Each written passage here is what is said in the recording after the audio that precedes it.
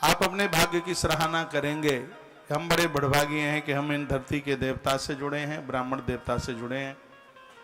क्यों ये इतना बंदनीय है, ये इतना पूज्य क्यों है? सुन लें आप ये। पृथिव्याम यानी तीर्थानी तान तीर्थानी सागरे सागरे सर्व तीर्थानी पादई विप्रश्य दक्षिणे। बहुत ध्यान से सुनिएगा। वर्णन है कि पृथ्वी पर जितने भी तीर्थ हैं वो सभी समुद्र में मिलते हैं। जितने भी तीर्थ हैं, इस धरती के जितने भी तीर्थ हैं, उन सबका कांटेक्ट संबंध समुद्र से है। क्योंकि प्रतिमाओं के स्नान का जल नदियों में जाता है और नदियां सीधे समुद्र से मिलती हैं। तो धरती के जितने भी तीर्थ हैं वो सब सागर से मिले हैं।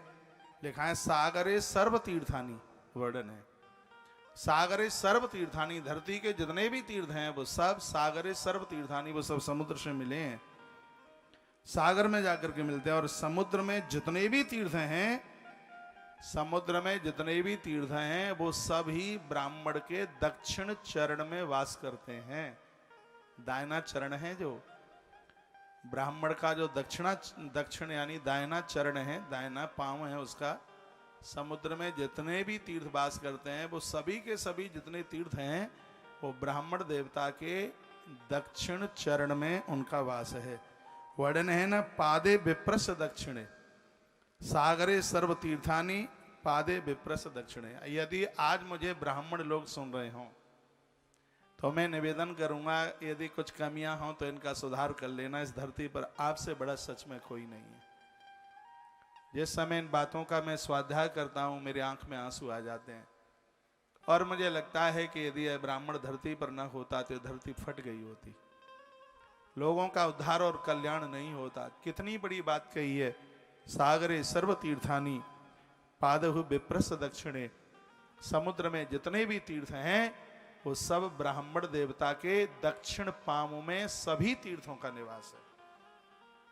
इसलिए ब्राह्मण के दाहिने अंगूठे को धोकर के पी लेने से समुद्र के साइड जितनी नदियां जितने तीर्थ हैं सबका चरणोदक लेने का सौभाग्य तत्काल प्राप्त हो जाता है। ब्राह्मण के सीधे चरण का अंगूठा धो करके और उसका हम आचमन कर लेते हैं तो ऐसे मृत्यु लोक के ब्रह्मांड के जितने भी तीर्थ हैं उन सभी तीर्थों का चरणोदक लेने का सौभाग्य प्राप्त हो जाता है। क्योंकि ब्राह्मण के दक्षिण पांव में चरण में संपूर्ण तीर्थ वास करते हैं। यह है इसकी बहुत बड़ी महिमा है। इनके प्रति हमारी अगाध श्रद्धा होनी चाहिए।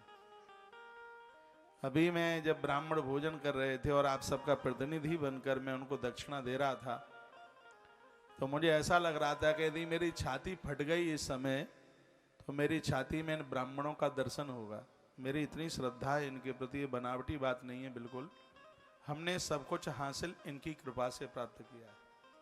अभी बालक मुकुंद ने मुझे तस्वीरें भेजी हैं। आश्रम में भंडारा चल रहा है, मेरी आंख नमित हो, तो भंडारा चल रहा है। साक्षात मां अन्नपूर्णा सिद्ध होकर के बैठी है, गौ माता चारों पुरुषार्थों से बैठी है। यह है मां की कृपा से ही हो रहा है, आनंद हो रहा है।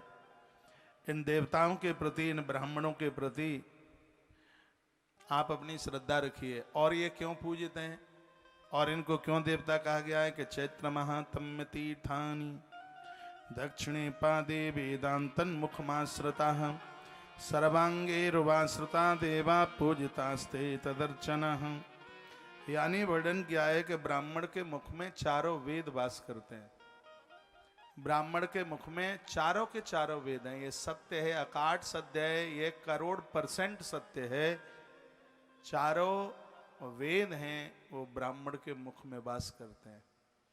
ब्राह्मण के मुख की बात सुन लेना, उनकी आवाज सुन लेना, यहां तक हमने पढ़ा है एक तपस्वी सदाचारी ब्राह्मण के मुख से उसके 2 शब्द सुन लिए जाएं तो चारों वेद का पाठ करने का, स्वाध्याय करने का पुण्य तत्काल प्राप्त हो जाता है। क्योंकि चारों के चारों वेद ब्राह्मण के मुख में वास करते हैं। कभी कोई ये कहे, पूछे गंगा कहाँ रहती है तो बता देना गौमूत्र में। कोई ये पूछे आपको कि लक्ष्मी कहाँ रहती है, तो बोल देना गौ माता के गोबर में। और कोई आपको ये कह दे, पूछ ले कि वेद कहाँ रहते हैं, तो कह देना वो ब्राह्मण के मुख में वास करते हैं।